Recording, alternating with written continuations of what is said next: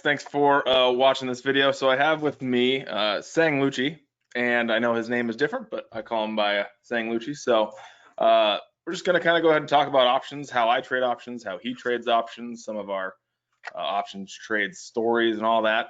And feel free, if you guys are watching live, to ask some questions with the GoToWebinar application. If not, go ahead and shoot them on Twitter. We'll try to answer a couple, but I appreciate you joining me there, Sang. Yeah, man. What's going on? What's going on? What's going on? Do you trade options right now, or do you rarely mess with them? Do I trade options? Yes, I trade options right now.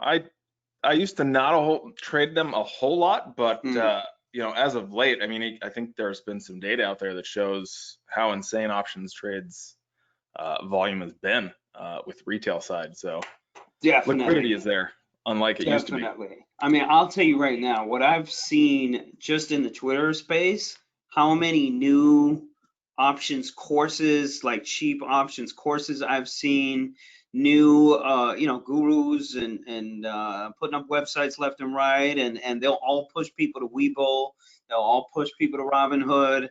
And I really have seen a gigantic uptick in a more basic level of options. I don't do like a basic, I don't even have a basic course. So people who find me are usually, they've been messing around for a while and then they come find me after the fact. But I have seen a ridiculous uptick in the amount of basic options level courses that are being sold.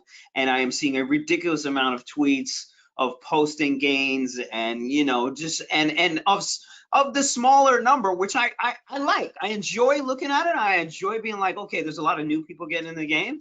And at the same time, I enjoy the fact that all these people are going to lose all their fucking money at some point. Yeah, I mean, it's pretty true, because a lot of them just have no idea what they're doing. Like, they'll buy it's a lot of the hot alert stuff from what I remember, even back in when I was trading just like penny stocks with awesome penny stock alerts in 2011. Man, those things would just go crazy because they had a giant following, and stocks would double and triple within minutes of their email going out. It kind of reminds me of the same thing.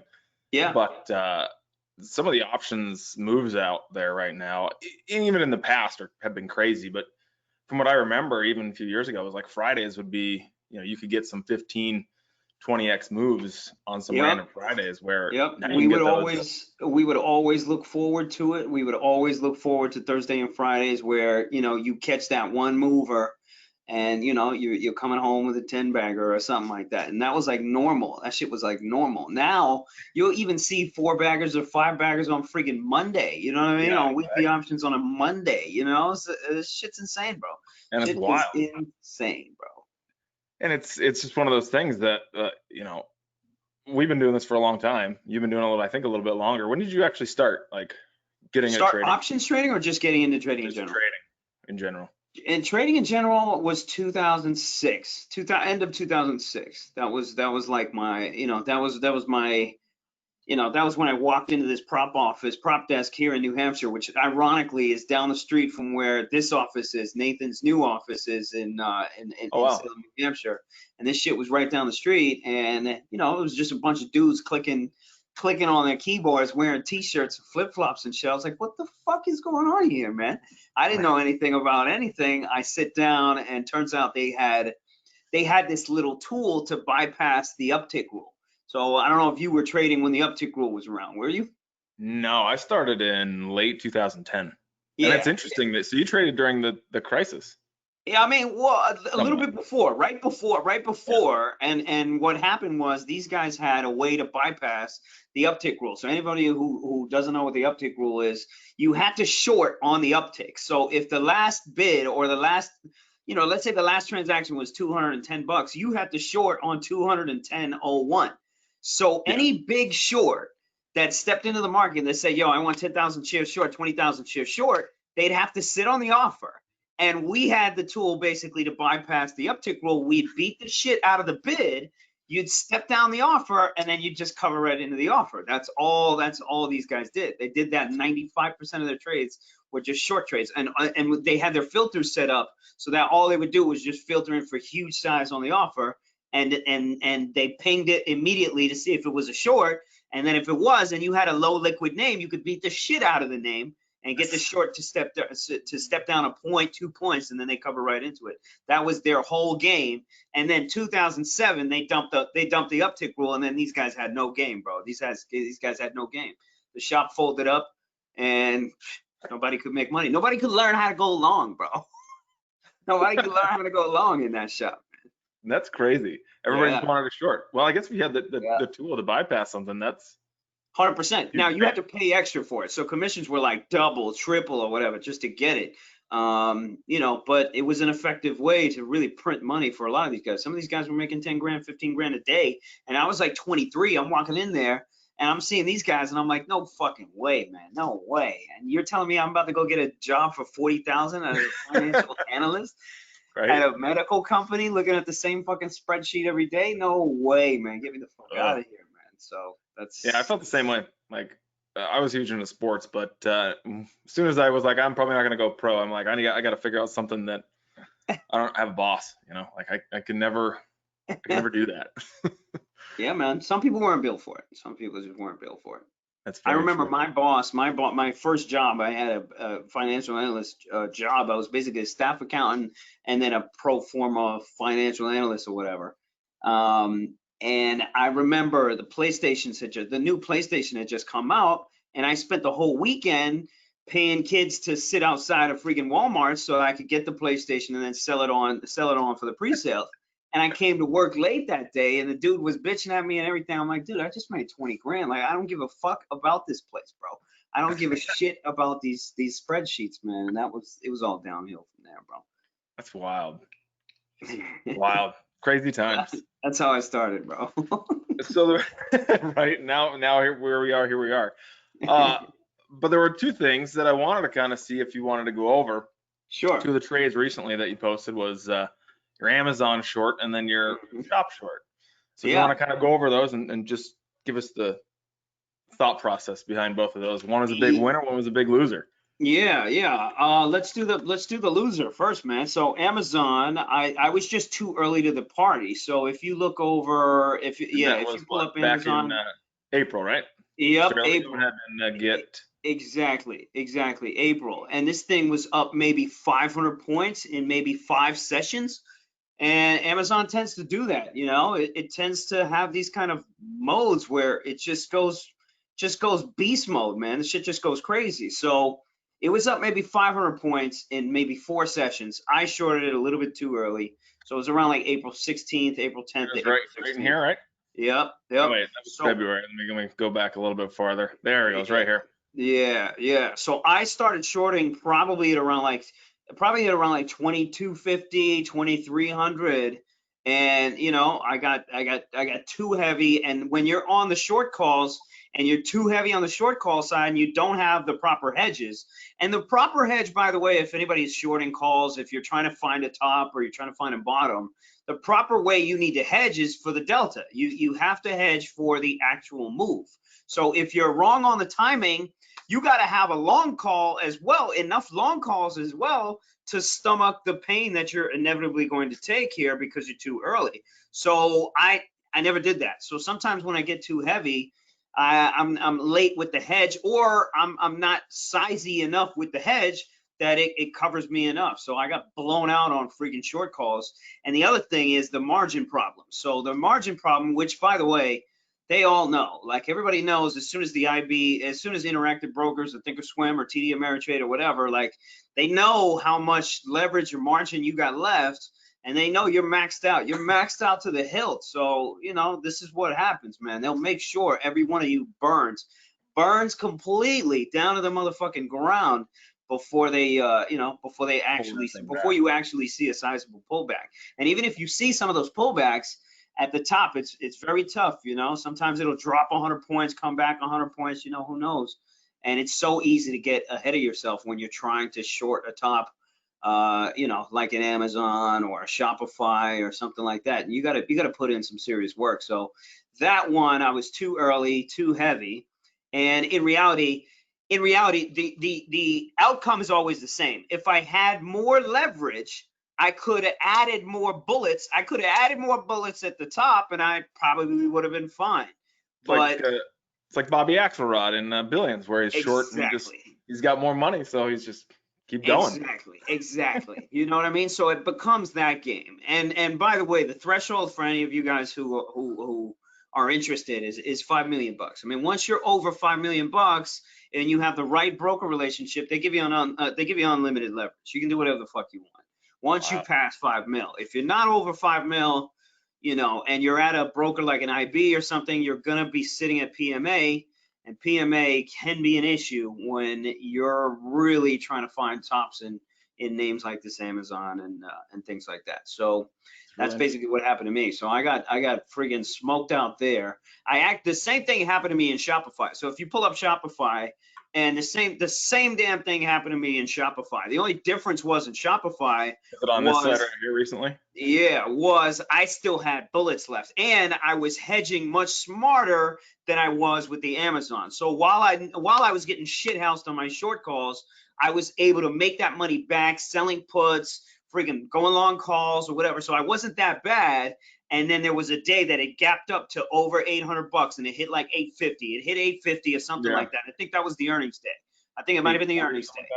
And then immediately it started to sell off. And then around like 820, I started to look at it and be like, dude, this could be it right here. And I just loaded the fuck up on June weeklies this week, actually, for the 700 puts. And then I still had weeklies. I had all my short calls. And those went, you know, times 10, times 15, bro, 15x or something like that. It was crazy. Isn't that crazy? I think that's the beauty of options, though, because it's crazy. You know, they can make those crazy moves that you don't even expect. Yep, absolutely, 100%. And you know, it's if you get good at it, if you get good at the game and you get good at taking profits, you can always roll. You can always roll over. Like if you want to catch more of it, or you think you got out too early or whatever, like you can always roll, man. Buy it again. Go to the next week, or you know, sit on these things for a little bit. Shop though is tough, man. I'm not gonna lie, man. Shop though is tough because it's super illiquid. It'll go 50 points against you, and you'll be like, well, what the fuck, man? Yeah, and it'll go fast against you. And it'll go really, really fast. So you gotta have some balls. You gotta have a good size account if you want to, you know, mess around. You gotta dabble in for a little bit. You gotta be able to stomach some pain. You know, so all in all, I was able to pull in maybe about $1 million on Shopify. But as amazing as that sounds and everything, like the amount of money I had to give up to find that fucking move, you know, it was a good 400, 500,000, man. And on top of that, Cody, is that I sold my shorts at maybe 740, 730, and there was another 30 points on that drop. That was probably another $1 million I could have pocketed right there. Yeah, and that's the weird part is that even when you're like, oh, I thought this looks great, it just sometimes it just keeps going. You're like, well, that was dumb. And you know, the thing with options and the thing when you have size, if you're staring at your PNL, you know, emotions are going to run high at that time, and that's when your decision making is going to, you know, you're going to fuck up somewhere. You will fuck up somewhere because of, you know, your emotions, high PNL, low PNLs, whatever the hell it is. You know, you're going to miss something. You're going to be a little late somewhere. And, you know, that's a decision that you're going to look back on and be like, shit, why did I do that? And again, these are only things that you can look back on and be like, okay, this is what I got to work on the next time and the next time and the next time and the next time. Yeah, it's interesting. I guess one of the things, and that you brought up kind of an interesting point there, because when emotions running high, you're looking at your P&L. One thing that I did, and it was in September, you took it was that because I mostly use E-Trade, I hide all my P&Ls. I only know my position size, quantity, and it gives you a little red and green things. Yep. And all that did for me was just, and I'm curious to see if you've ever tried that. Just turn off all your P&Ls. Oh, absolutely. I did it for a good amount last year. And then I thought I was like bigger than my P&L, so I thought like it didn't affect me anyway, whether I had it up or not. But it turns out, you know, it can affect you at any level. Like, dude, I was looking at my P&L, I was up like 650 grand, and then I stopped looking. I stopped being rational about anything. All I was thinking at that point was like, get the fuck out, just sell it all, sell it all, and just take it. I wasn't looking at the fact there was no buyers anywhere on Shopify. There was no buyers anywhere like on Nvidia and all that. They started burning all the tech names.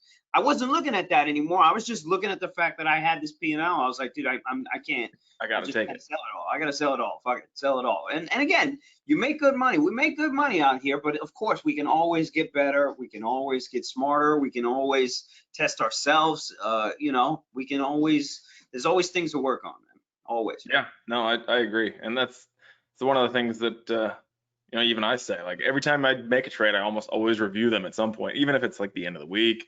Why did something do a specific move? You know, Sure. was it news based? Was it, you know, I'm curious if you do stuff like that too, like review all the trades that you make, or some of the good ones, some of the really bad ones.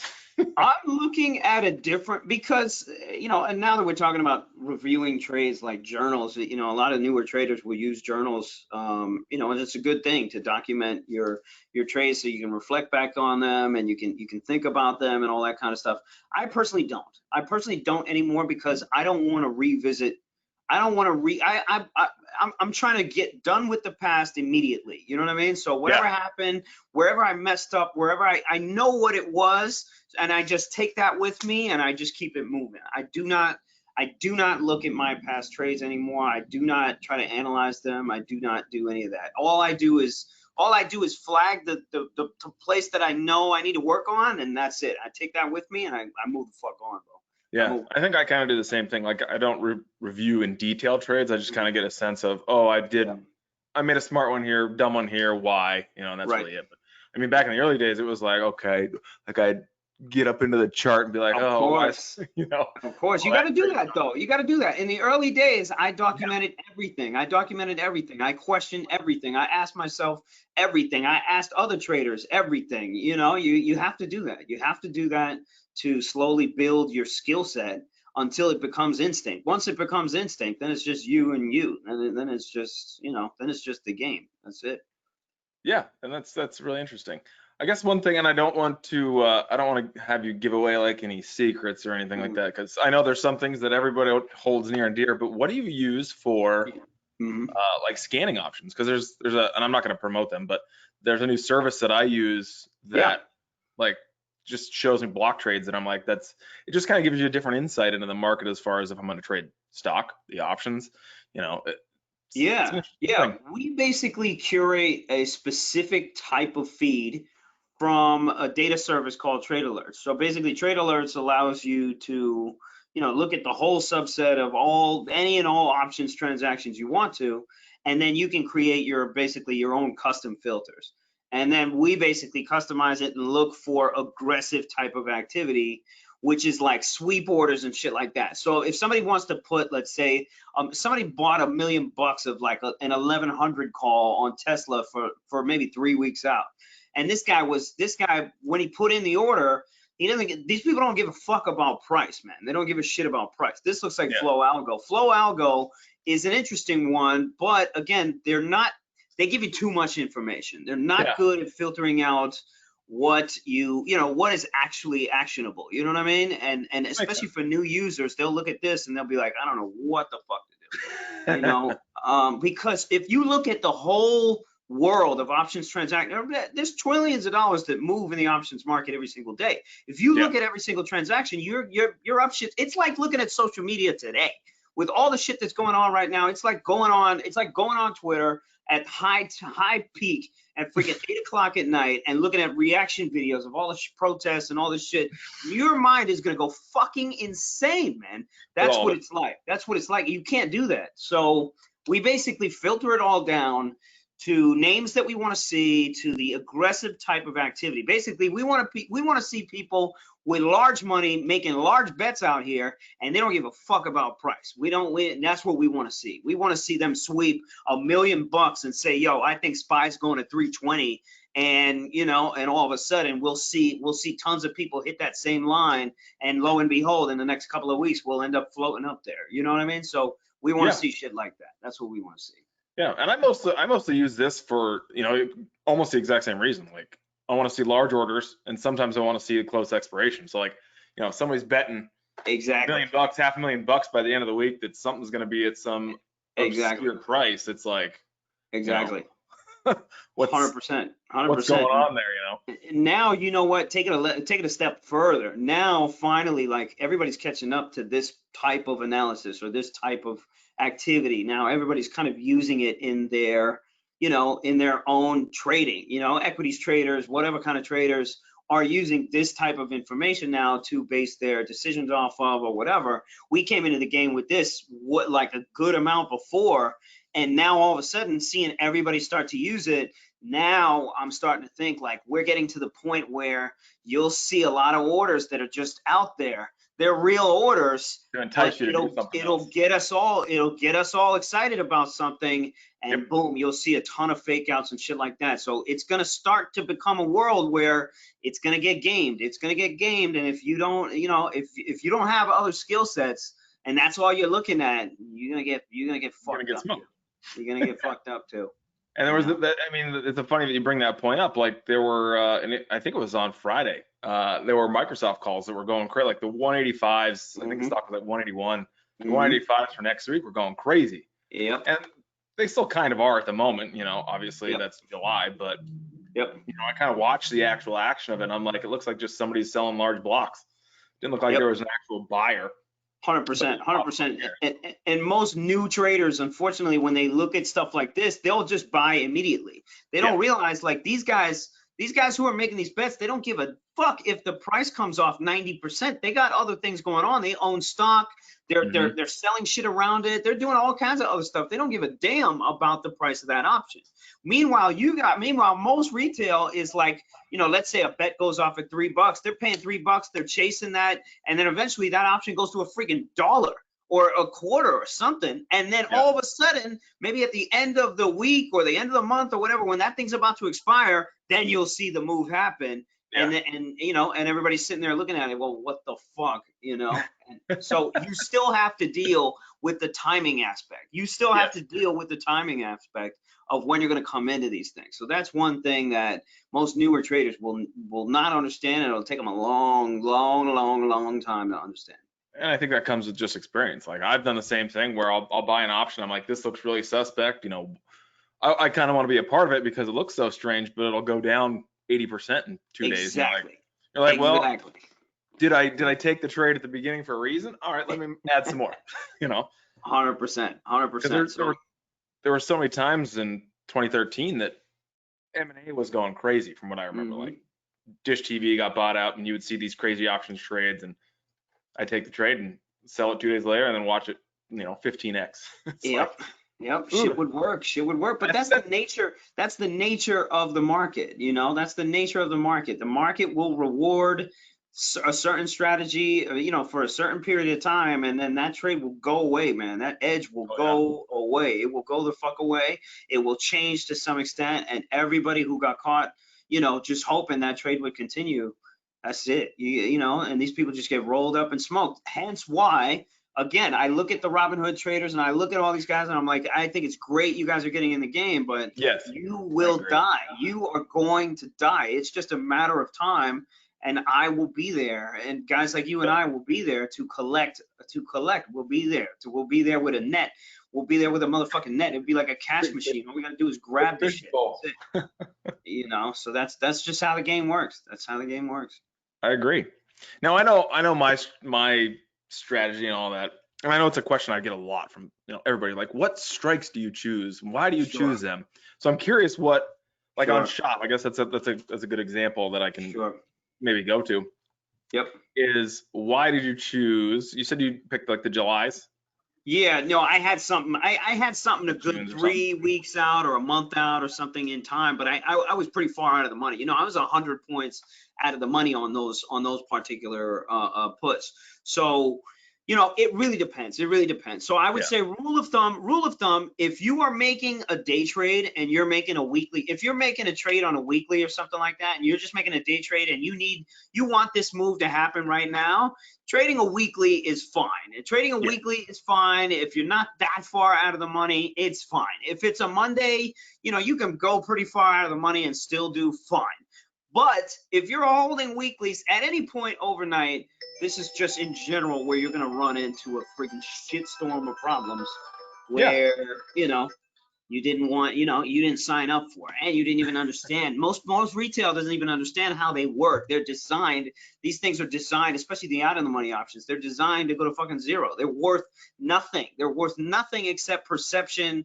And of course, the folks who study the option metrics, they'll say the implied volatility, the time, the time premium, blah, blah, blah, all that shit. But listen, if you got an out of the money option on anything, it's technically fucking worthless. And that's why over time, it's just going to dwindle in value, which is why, 80% of the time, 90% of the time, I'm just selling options. I'm just selling options to stupid ass retail, because them shits are going to fucking zero. So how to select the option if you're just going to do the day trade and you just want to rip a trade and you're pretty sure this shit's going to happen now, then you can hop in a weekly, you can go out of the money or whatever. If you want to do like a swing trade kind of thing, it really depends on how, on how you want to set up or structure the trade. For Shopify, I was a crazy asshole. I was just like, listen, this is 300 to 800. Like I know I'm getting at least 100-point pullback.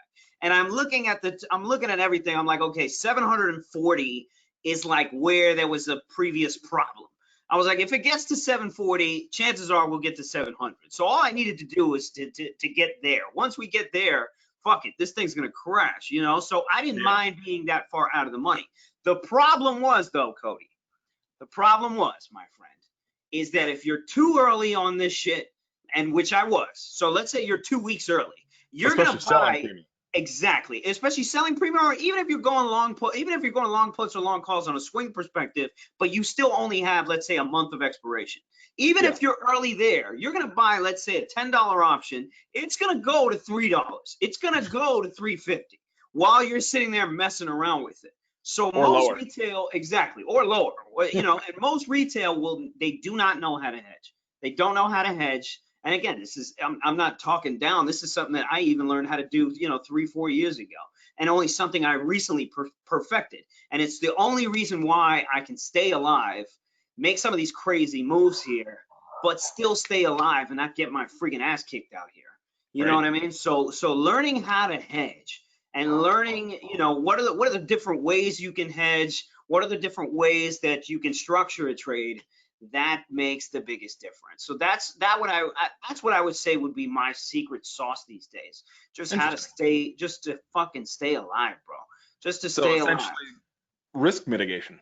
Exactly. That's once that you've decided, oh crap, I might be wrong. Exactly. How can I protect myself? Exactly. When that moment happens in the pit of your stomach, you're like, oh shit, it's either you dump it and come back later, which most people ain't gonna do, or you start hedging and figuring out how to get a better price on your option. So even though I was early on those puts, I was able to slowly average down, hedge myself out. I was okay. And then once I saw the tape that I really started to like, then it was like, okay, all right, double up on this contract, and let's fucking go for it. Let's just go for it, stuff like that. So I agree. That's kind of the same thing that I do as far as it's. And for us, we've been doing it for over a decade almost. So sure.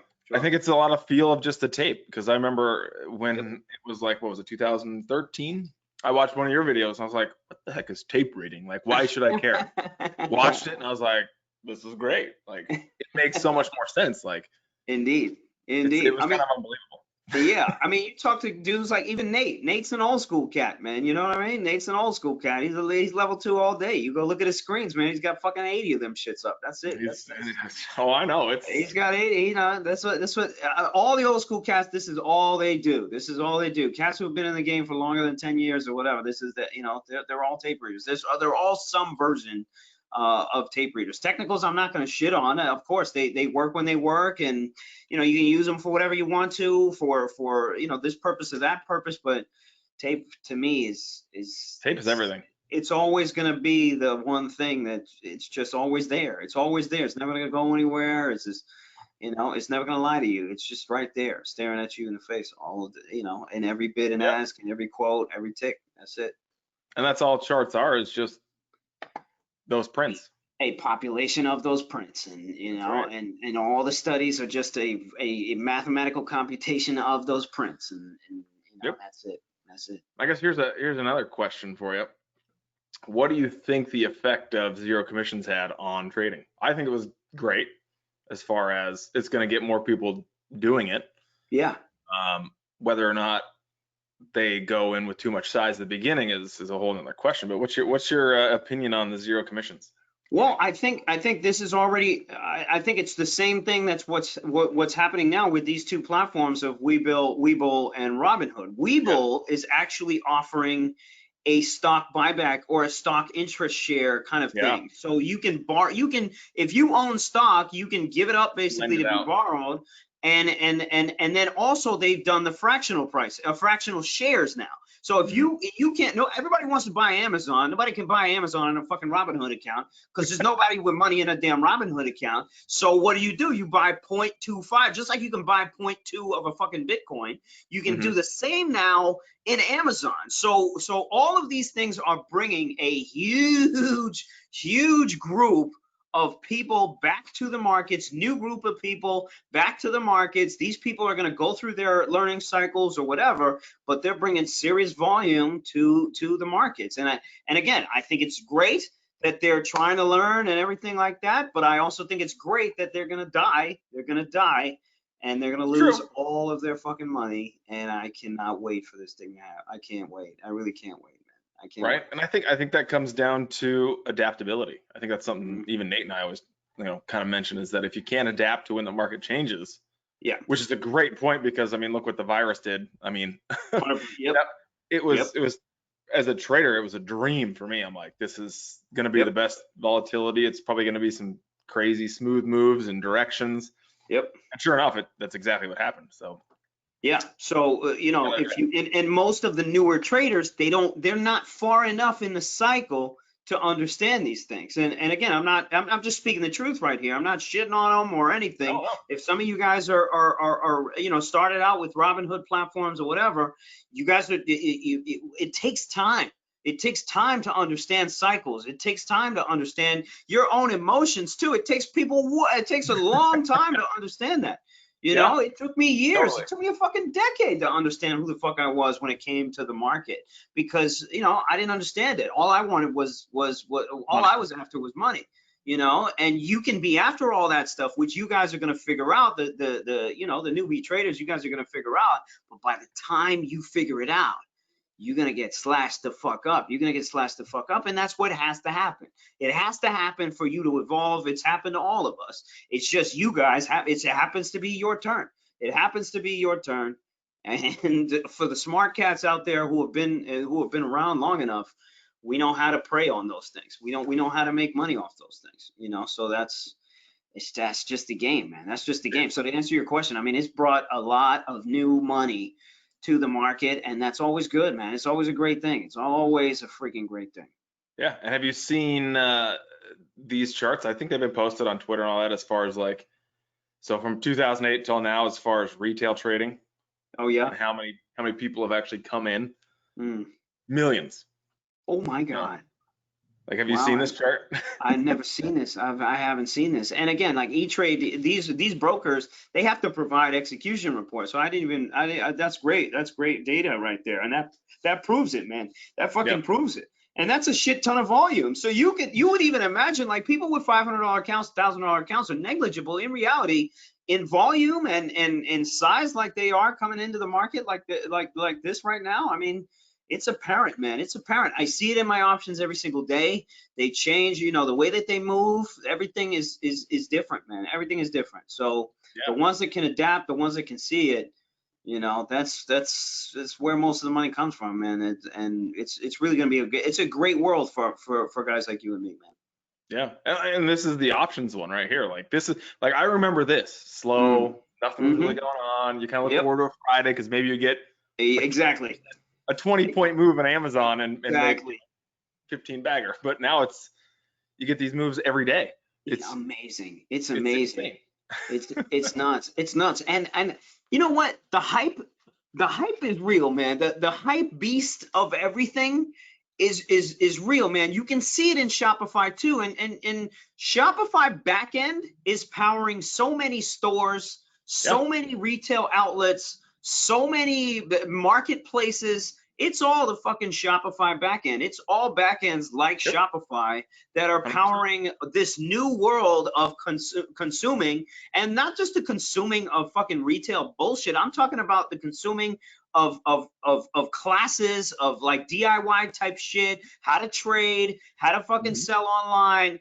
Everybody is on 90 million income streams. You got to have 90 income streams. And the goal now is to sell fucking a course on how you can build a damn income stream. And all of those platforms are sending people to where? Robinhood, they're sending people to fucking Webull, they're sending people here because one of those major streams of income is the fucking stock market. And if you get, you know, and then it becomes options, not just the stock market. Now you got crypto, you got futures, you got options, you got all this stuff. And there's a whole world of new bright-eyed, bushy-tailed people that have never been exposed to the market that are now just saying, fuck it. Every single $500, $1,000 I make, I'm gonna put it in the market. I'm gonna put it in the market. I'm gonna put it in the market. I'm gonna put it in the market. And that's what we're seeing right now. And it's epic, man. Shit's fucking epic. It's epic. It really is. I mean, it really is. Like, but it's kind of insane. But no, you got what? Still like 40 million unemployed. Like I was not surprised when all these riots started. When I'm like, nobody's working. So what are they gonna do? What else are they gonna do? Sure. But it's a great point with Shopify. Like I even just as a tech person, because I love technology. Like I knew. I mean, if I really knew, I would own this thing from like 20 bucks. I was. Me and my boy were like, dude, why don't we just buy the Shopify? It's going to a fucking $1,000. We never did it. We never did it. Same thing about that fucking Chipotle, man. I still don't get it. But that one, I still don't understand. I still do not understand. I do not understand it. But as far as what, just the story, or why it's at 1,000 now? I mean, yeah, a story is fine. Like, yo, I was there when the IPO came out, and I remember writing an article. Where I used to do upgrades and downgrades on stocks, right? I used to do like financial freaking satire. I used to do the satire shit when I came out with when I came out with the name of Sanglucci. I used to just write satire shit. So I was like, yo, CMG, Chipotle just IPO'd, and I just drove past one. I've never seen so many white people outside of a Mexican place in my entire fucking life. Buy this stock now, right? And then it was like, that was, you know, I would just do dumb shit like that. And of course, lo and behold, this thing has been bid ever since, bro. Ever fucking since. And I think this was the that was the E. coli bullshit. That was all the E. coli shit. And then Ackman came in like the fucking white knight and bought everything from 400 down to 280 or whatever. And now he's a monster again. Probably made billions off this. I don't doubt it. I mean, it's actually kind of funny because even during like this period right here, I never ordered so much Chipotle off Uber Eats before. And that's probably why it's over 1,000. There you go. So maybe, you know, and maybe that's all it is. Maybe that's all it is in reality. I'm looking to short this thing at some point, bro. Which is crazy. And like Wayfair, kind of the same thing. Wayfair. I think this will be a monster short, but Indeed. This was another one. I can't believe some of this stuff. I mean, you know, again, we always say that. It's so easy to say we can't believe some of this stuff, but in reality, it's just the world we live in. It's the world we live in. This is stocks, baby. There's no logic. There's fuck rationality. You throw that shit out the window. You'll figure it out later. If there was something to understand, you'll figure it out later. But right now, what are you going to do right now? What does that tape telling you right the fuck now? Are you going to play it, or are you going to bet against it? And most people, unfortunately, have been on the wrong side of this market for a good amount of time now. This, you know, and everybody gripes about that disconnect between the economy and the stock market, and nobody has a clue how to answer it. I just laugh all the time coming on Twitter every single day. You see a new one every single day, and it's just wild. You know, I feel like it's a great point with the market like this. I feel like my chart looks like one of those memes that you look at with stock charts with lines that make no sense. But I'm like, I started leaving these things on here for the longest time, and you know, every stock is just human emotions in a chart. That's it. So I'm like, I know these lines are going to mean something when they, you know, they crack under them, or they, you know, they peak over them. And you start really getting crazy when the market was doing what it was doing during Trump. Like over here, it was just super clean. Yep. But you know, it's kind of wild. But let me see if there's any questions that anybody asked. Yeah, man. Evaluations ever matter? Probably not. I think I can answer that one. But as far as with new people with leverage, that's a good question. I try to avoid leverage like the plague. Obviously, with Yeah, options, you have to enable it to, trade most of these. yeah. But, you know, what would you say for people that are trading on margin, just even with stocks? Let's say they put a 2 grand in their Robinhood and now they have 6 grand to trade with. Sure, sure. I don't think Robinhood lets you buy on margin, no options. I Think don't think any not broker options. allows you to. Yeah. If On I'm not, stocks, they allow 2 to 1. if they do, by the way, oh my God, that's something I need to know. Like I definitely need to know. Like so somebody, if somebody wants to confirm that for us, let us know. Pretty wild. So yeah, as far as for margin, you know, because of the PDT, I personally think if you have an account less than 25,000, you should work on a cash account. Don't even use margin. Tell your broker, I'm just going to switch to a cash account. That way you're never going to get shut down from PDT. And then once you prove to yourself you can make money and you get over the 25K hurdle, then open up the floodgates, man. Open up the floodgates. But Yeah. unfortunately, too many people they want to get there right now, and I get it. I'm just like that. You know what I mean? You Yeah. can't tell me I'm gonna start with 2 grand and I have to work 2 years or whatever to make 20. People don't want to do that shit. So I get it. I No, get it's it. tough. I get it. And then even if you make money on a $2,000 account, you're like, all right, this shit ain't gonna change my life anyway. So what the fuck do I even care? Let me just toss around another trade. Let me go. It's so easy to overtrade. It's so easy to piss that money away. When Yeah. you have a margin account and you're out there trying to figure out options and all that kind of stuff. So I would do your best. Do your best to curb some of that enthusiasm, man. Like Larry David, man, curb that shit down and try to go to a cash account and try to prove to yourself that you can Do it. actually make money, and you can actually do this shit. And once you And do that, the margin's not even going to be a question. It doesn't even matter at that point. Once yeah, you prove to yourself you can hang, it's all good, man. It's all good. very true. And that there's actually somebody just wrote, and that's a good question for you. When did you realize, I can do this? Because you became consistent. And I think that's a big part of it, is just consistency. Being able to do something day in and day out, regardless of how boring it might be, because you're good at it. Like, where was your Yeah. point where you figured that out, especially with options? Yeah. Well, specifically with options, it probably came, probably around like 2008 or something like that. Like, 2008 when the crash started happening, and then the slow melt up, back up in 2009. It was kind of like an easy time to just you could pick up a call option and it would double by the end of the week, or the end of the end of a couple of weeks, just because everything was just slowly getting bid back up.